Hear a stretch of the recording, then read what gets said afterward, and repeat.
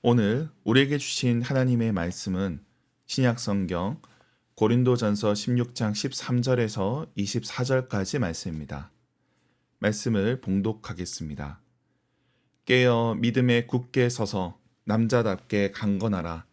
너희 모든 일을 사랑으로 행하라. 형제들아, 스데바나의 집은 곧 아가야의 첫 열매요.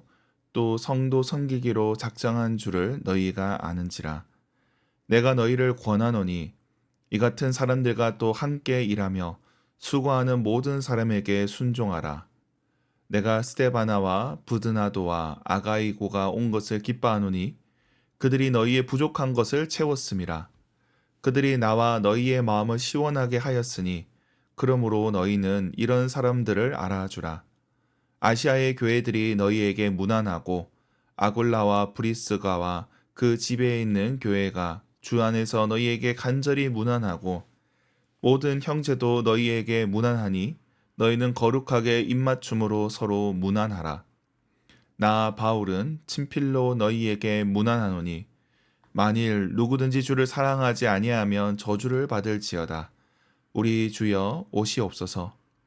주 예수 그리스도의 은혜가 너희와 함께하고 나의 사랑이 그리스도 예수 안에서 너희 무리와 함께할지어다. 아멘. 매일 성경 순서에 따라서 고린도전서 16장 말씀을 살펴보겠습니다. 이제 오늘 말씀으로 고린도전서가 마무리됩니다. 오늘 본문은 어제에 이어서 사도 바울의 마지막 인사, 마지막 당부를 담고 있습니다. 지금까지 편지 내용이 사도로서 권면이다 보니 엄중하고 또 공식적인 문체였지만 이제는 보다 친근하게 고린도 성도들에게 마음을 전하고 있습니다. 오늘 본문에서 사도 바울은 먼저 스데바나의 집안을 언급합니다. 이들은 아가야 지역의 첫 열매였고 성도를 섬기는 데 헌신했습니다. 사도 바울은 그런 스데바나를 인정하고 도와줄 것을 부탁합니다. 헌신자들의 수고를 기억해야 한다는 것입니다. 이들은 바울의 마음을 시원케 한 자였습니다. 마치 얼음 냉수와 같은 자들이었습니다.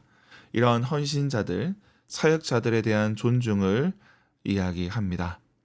그리고 이어서 사도 바울은 아굴라와 브리스가를 소개합니다.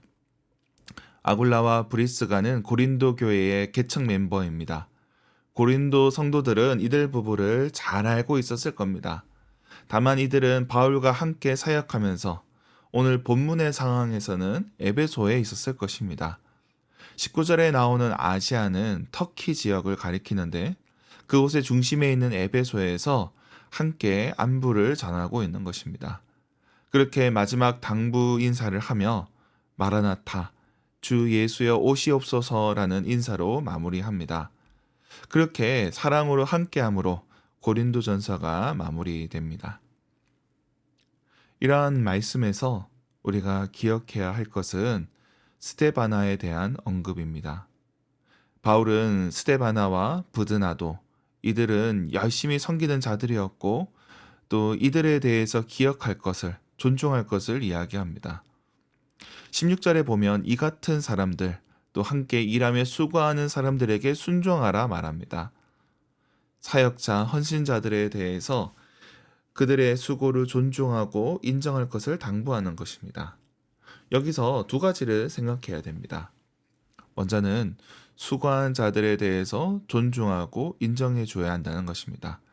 초대교회는 지금처럼 교회 직분이나 제도가 발달한 게 아니었습니다. 그래서 직분자의 권위는 제도에서 나오는 게 아니었습니다. 지금도 마찬가지입니다.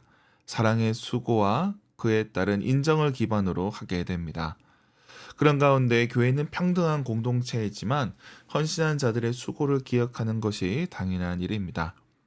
그러나 한편 이러한 존중이 한 개인을 향한 충성이 아니라는 겁니다. 바울은 스데바나를 언급하지만 스데바나에게 충성하라는 게 아닙니다. 함께 일하며 수고하는 모든 사람, 스데바나를 시작하여 섬기는 이들에 대해서 존중을 말합니다. 이 점을 기억해야 합니다. 이를 혼동해서는 안 된다는 것입니다. 그런데 많은 경우에 양극단으로 갈리게 됩니다. 헌신하는 사람들에 대해서 존중하지 않거나 또 반대 극단으로 이 존중을 하는 것을 넘어 개인적인 충성으로 가는 경우가 많습니다. 그래서 존중이 없는 교회는 헌신자들이 금방 지치게 됩니다. 그런데 개인적인 충성으로 이를 이해하는 교회는 지도자의 전행이 일어나게 됩니다. 사도 바울은 이를 구분하고 있습니다. 수고하는 모든 사람에게 순종하라. 이를 통해 신앙 공동체가 어떻게 권위를 세워갈지를 설명하고 있습니다. 앞서 다루었듯이 고린도 교회는 여러 파벌로 나뉘어져 있었습니다. 그런 가운데 수고하는 이들이라 할지라도 파벌이 다르면 거리를 둘 수밖에 없었을 것입니다. 그러나 이를 넘어 함께 열심히 섬기는 자들에 대해서 존중해야 한다는 것입니다. 그리고 오늘 본문에서 우리가 또 살펴볼 부분은 19절 말씀입니다. 아시아의 교회들과 아굴라와 브리스가 집의 교회에 안부를 전해줍니다. 이미 바울 시대의 교회들은 서로 긴밀히 연결되어 있었습니다. 지금처럼 교통과 통신이 발전한 게 아니었지만 멀리 떨어져 있더라도 서로가 공동체임을 기억했습니다. 그래서 바울의 편지는 그 지역뿐만이 아니라 여러 지역에 회람되기도 했습니다. 그런 가운데 교회들은 이런 의식을 갖게 됩니다. 공동체라는 의식을 갖게 되는 겁니다. 지역을 넘어 민족을 넘어 보편적인 공동체가 되어 갑니다. 그래서 헬라인의 교회가 예루살렘 교회를 돕기도 하고 다른 도시, 다른 대륙에 있는 교회들이 함께 힘을 모았습니다. 오늘날 우리는 어느 때보다 교통과 통신이 발달했지만 정작 가까운 이들과의 소통도 어려워합니다. 교회 간에도 그렇습니다. 서로 협력하고 선을 이루어가는 것이 어색해합니다. 그러나 모든 교회는 주님의 지체이고 또 그 몸을 이루는 자들입니다. 그러므로 서로 협력하는 것이 당연합니다. 한국에 처음 선교사들이 들어올 때도 그렇게 협력을 했습니다. 장로교 선교사와 감리교 선교사들은 서로 경쟁적으로 사역했던 것이 아니라 함께 연합하며 또 복음을 전하였습니다. 그래서 그런 취지에서 오늘날에도 대한예수교회라는 이름을 공유하고 있는 것입니다. 이를 기억해야 합니다. 말씀을 맺겠습니다. 오늘 사도 바울은 마지막까지 고린도 교회를 향하여 그리고 우리를 향해 권면을 이어가고 있습니다. 그 사랑의 권면을 기억해야 할 것입니다. 오늘 하루도 주님 사랑 안에 거하며 몸된 교회를 세워가길 축원합니다. 기도하겠습니다. 하나님 아버지, 오늘도 우리에게 말씀을 허락하시니 감사합니다. 오늘 사도 바울의 당부처럼 우리가 주님의 몸된 지체임을 기억하게 하옵소서. 서로가 서로를 존중하며 인정하게 하여 주시고 또 교회와 교회가 서로 협력하게 하옵소서. 우리에게 주신 사명을 놓고 기도합니다. 주께서 우리에게 이 지역과 캠퍼스를 맡겨주신 줄 믿습니다. 이를 위해 동력하는 자들을 기억하여 주시고 우리가 함께 주님의 뜻을 이루어가게 하옵소서. 또한 전쟁 중인 나라들 또 고통 중에 있는 자들을 주님 긍휼히 여겨 주시옵소서.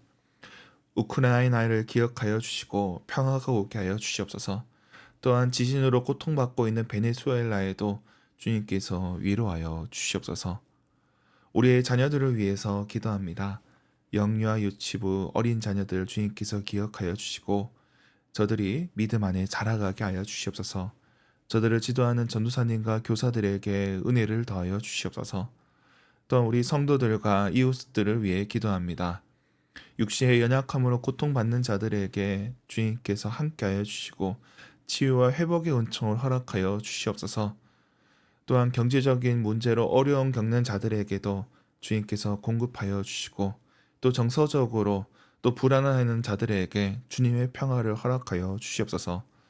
또한 직장에서, 가정에서, 또 학교에서 각자 삶의 자리에서 애쓰고 수고하는 자들이 있습니다. 주님께서 저들과 함께하여 주시고 주님의 도우심을 경험하게 하여 주시옵소서. 오늘도 주님 앞에 나온 권속들, 온라인으로 참여하는 성도들 기억하여 주시고 주님의 은혜 가운데 거하게 하여 주시옵소서.